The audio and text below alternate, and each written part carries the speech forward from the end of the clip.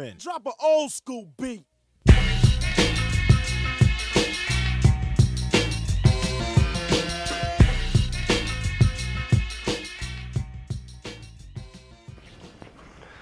Underlying our discussion so far on acids and bases, we need to talk a little bit about structurally and electronically what actually those terms really mean. We didn't talk about that yet because we were just using them as examples of equilibria, so it really didn't matter. But before we can actually use them, we have to have some definitions straight in our brain. And there are actually three somewhat overlapping definitions, the oldest of which was proposed by Svante Arrhenius, called the Arrhenius acid. Surprise, surprise. His definition said that an acid, very much like you learn in Intro Chem or General 1, is an H plus ion donor, proton donor. I've put that in quotes here because in the context of reactions in water, that's not exactly what's going on. We'll talk about that a little bit later. So that is something that, particularly in water, is a very questionable species. It's an intermediate only. The Arrhenius version of a base is actually, in his definition, was a hydroxide donor, which runs into some problems relatively quickly because we have certain things that are weaker bases, like ammonia, sodium bicarbonate, that don't directly give off a hydroxide ion, at least not so obviously so. So that definition had a problem. We're going to come back to it, though, because it's not quite as inappropriate as it seemed for a while. The second one, the one that we are probably most familiar with, is the one that we typically use, which is the Bronsted-Lowry, or sometimes just called the Bronsted acid and base definition. The acid definition here is unchanged. The Bronsted acid is exactly the same conceptually as an Arrhenius one. However, the Bronsted base is a little bit better defined in that it really only has to take the role of something picking up that H plus that was donated. So it's a little bit broader definition, therefore a little bit more inclusive, and therefore is the main one that's still used to this very day. However, it does have some relatively severe limits because it doesn't help us a lot explain the fact that certain things that don't actually have an H to donate still behave acidically in solution. So there's a more encompassing definition called the Lewis acid and the Lewis base. And here you'll see a definition which will come back to haunt you if you continue into organic chemistry and beyond, and that is, we're not so concerned about the atoms as we are what's happening to the electrons. So in the case of a Lewis acid, we have something that's acting as an acceptor for a pair of electrons.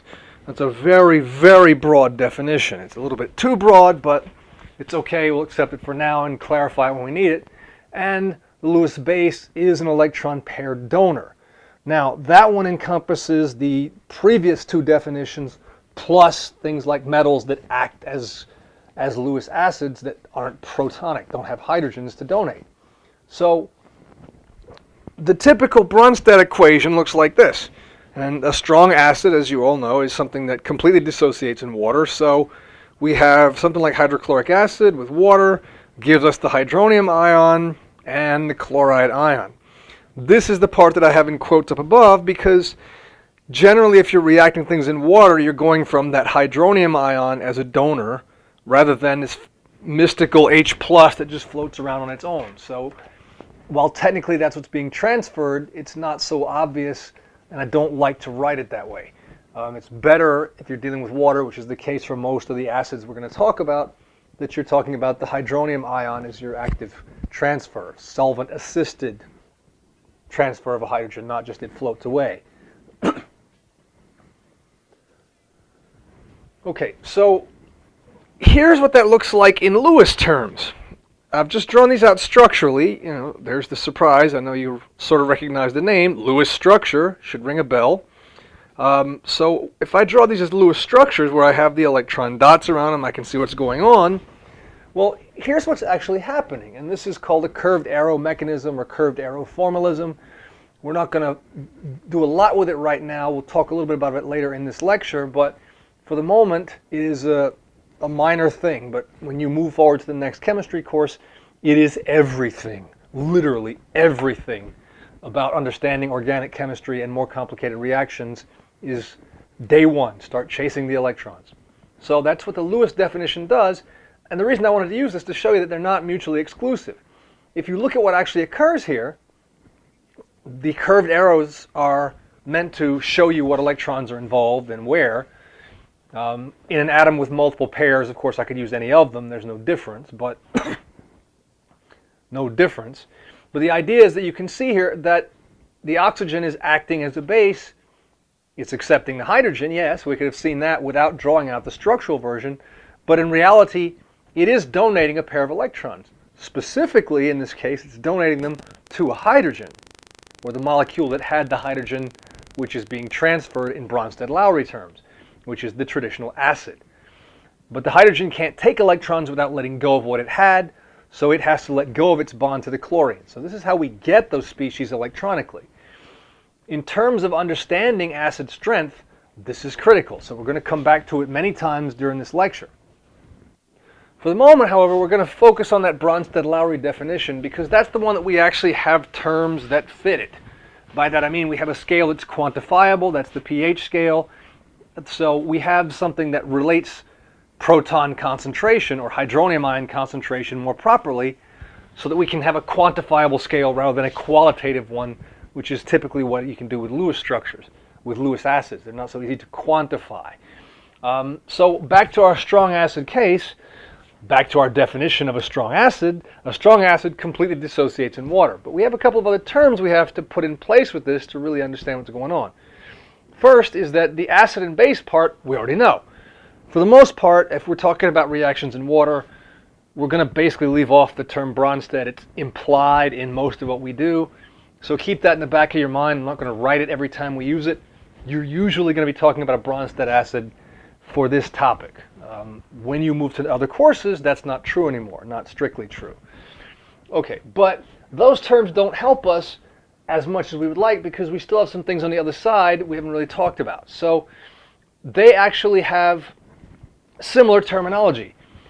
We have on the other side a different acid and base, which to help us keep them straight from each other are referred to as the conjugate acid, which is in the case of a dissociation always going to be the hydronium ion, and the conjugate base, which is the anion left over from what was our original acid.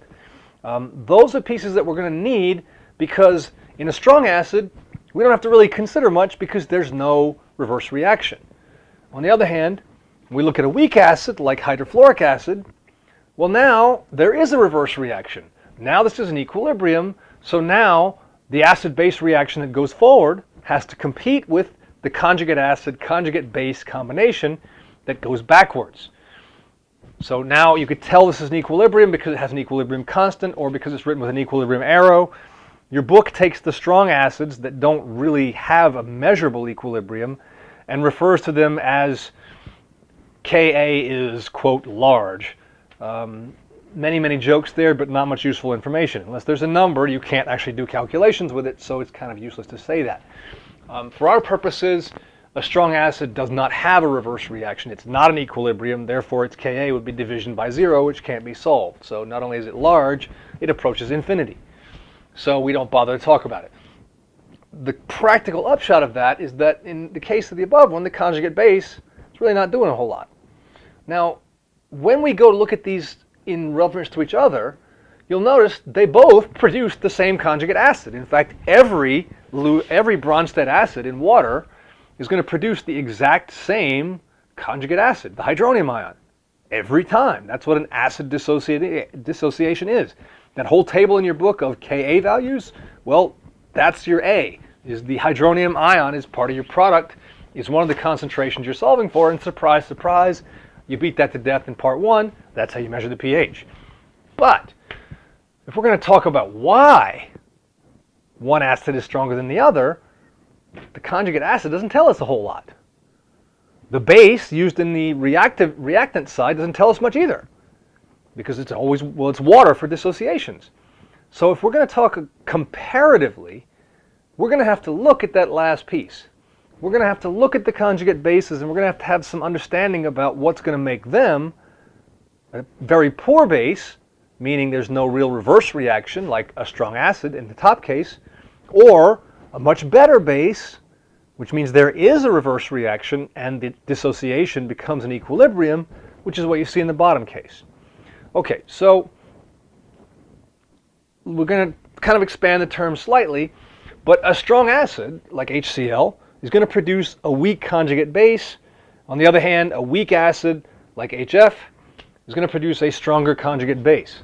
Well, strong and weak are not the world's greatest terms because they don't tell us a lot. So they really are not as informative as I'd like for them to be. So you're going to use them in the book. Every textbook uses those terms, even if they're less informative than is ideal. But you need to think in different terms for this. And that is, if we're going to talk about something that's reactive, that is the exact inverse of being stable. If something is stable, it doesn't react. If something is reactive, it's not stable. So we're going to use those terms because they're a lot more accurate chemically. So if something is reactive, that means it's very likely to do something. So a strong acid is a reactive acid, something likely to do what an acid does, which in Bronsted terms is to donate a proton. A weak conjugate base is an unreactive conjugate base, or a less reactive conjugate base. So what we would say then is that it's a more stable base. Whereas if you're producing a stronger base, as a conjugate base, like the fluoride ion is, well then it's less stable, and it's more reactive. So it's more likely to be basic. So I've underlined base here because that's what it's actually doing. It's taking back a hydrogen, giving you back your original reactants. So as we go to talk about them, we're going to start with the simplest case, and that's the binary acids. These are the acids made only from hydrogen and one other element. There are a total of 5 of them on the periodic table, 5 of them known. Some books will choose to put HCN in here, but since that actually technically involves 2 other elements, and it's technically a polyatomic ion, it's not really ideal to put it here. In terms of naming, they are named with the prefix hydro, that implies a binary acid, and the suffix IC acid. So HF, hydrofluoric acid, HCl, hydrochloric acid, hydrobromic acid for HBr, hydroiodic or hydroiotic for HI, and hydrosulfuric for H2S. Okay, so how are we going to actually start to figure out what is stronger and weaker here and why? Partially we're going to start from observation. We just talked about the fact that HCl has no equilibrium constant, neither do HBr or HI, but HF does. So if we start comparatively with the ones that are in the same group of the table, the halogens, which is most of them except for H2S, we have a trend electronically, which is where we start to talk about bonding first and foremost, is that electronegativity is increasing as you go up. So iodide is the least electronegative. Fluoride is the most electronegative of that group. It's also the most electronegative on the entire table. So if you learn this from people who like to use euphemisms the way that I do, electronegativity is electron greed. So fluoride, the fluorine atom, is more greedy. It wants those electrons more strongly. It has a stronger pull on shared electron than any other element on the table. You would think, logically, electronically, that would mean that HF would be the strongest of the acids. But from what we just talked about, we know it's not.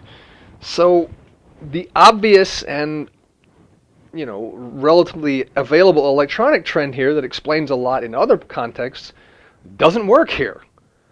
So we start looking for what else is there around here. Up and down a group, there's electronic trends that go generally in one direction.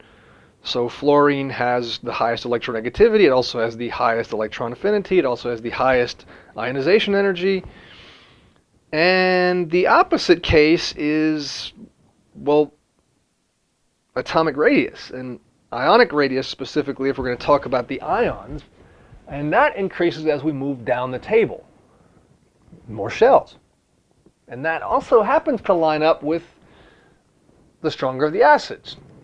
So as we're looking at the ions, we're talking about the end of periods 2 through 5, we're talking about ions that are getting progressively larger. Think about this in terms of simply the Rutherford model.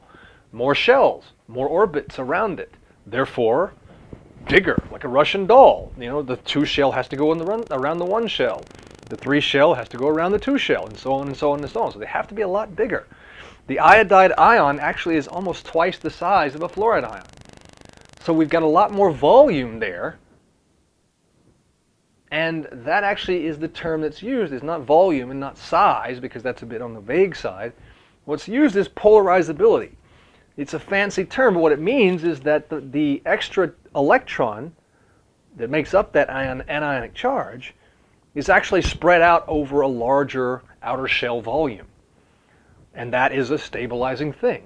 An electron is actually a little bit disruptive to take on, so being able to space that out a little bit over a bigger orbit or a bigger shell is very beneficial. And so what we get is a weak acid at the top for HF and a strong, strong, strong acid at the bottom for HI. HCl and HBr you can work with in the lab relatively easily. To use HI, you basically have to make it to use it, because you can't even really store it. So that gives you an idea of how bad it is. But once you get beyond HF, they're all strong, so comparing them is a little difficult then, because numerically there are no Kas, so it's just, okay, strong acid, strong acid, strong acid. Well, electronically, that helps us a little bit, that we know, okay, well, if we could compare them, HBr would be a stronger acid than HCl because it's a better stabilized ion, meaning a better stabilized conjugate base, meaning a less reactive conjugate base, meaning less reversibility of the dissociation. What about the 2 that are side by side? Well, we have hydrosulfuric acid, H2S, which is sulfur is next to chlorine on the periodic table. Well, things that are basically side by side don't have much difference in size.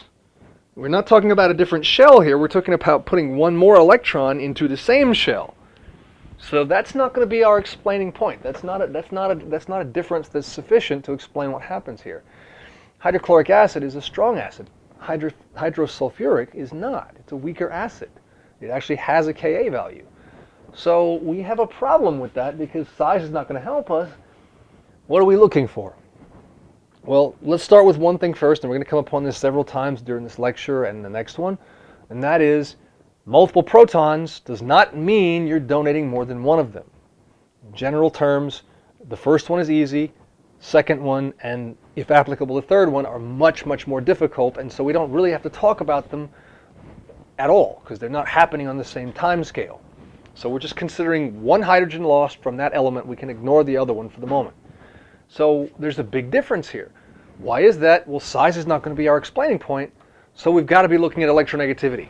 We're looking at electronic trends at that point, and electronegativity best explains that. Sulfur at 2.5, chlorine at between 3 and 3.1. That's a significant change in electronegativity compared to hydrogen. So what we see is a sufficiently large difference to tip us over into the realm of the strong acids. Okay, so if that's true, we should be able to use that to rationalize other things. So let's look at the row above. Let's look at the row above that, period 2. The only acid in that row is hydrofluoric acid, HF. Combinations of hydrogen with these other elements might tell us a little something.